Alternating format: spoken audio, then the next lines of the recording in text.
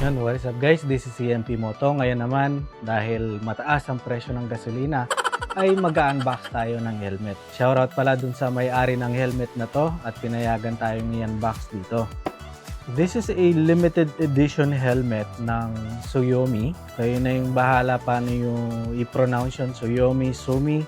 Hindi ko alam yung pronunciation yan. So, ito yung box. Peko World Champion 2022 Gold sRGP Tsuyomi. So, unbox natin. Ito yung box niya. Ganda, di ba? So, what's in the box?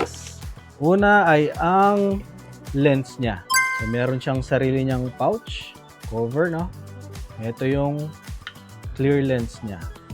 Ito yung helmet bag niya. Ito yung chin curtain tsaka manual. Tapos, meron din siyang anti-lock, anti-fog lens.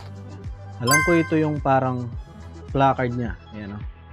Limited edition number 683 of 1163. Ayan, Francesco Bagnaia. Di ba? May plaque ka pa. Open na natin to. Ito yung helmet bag niya. Tsuyomi. May helmet, guys. Woo! Wow! Diba?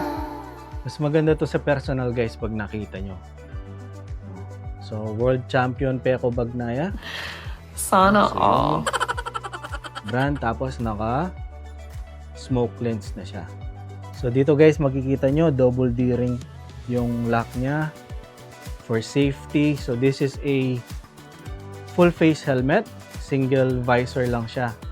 Ganda ng foam. Siyempre, naka-quick release na rin yung visor na yan. Tatlong vents dito. Isa dito. Tapos, dalawa dito. Tapos, meron din siyang airflow papunta dito. Tapos, yun yung spoiler niya. Meron din siyang vent dito sa harap. Yan, no? Nasa loob yung open and close ng vent dito.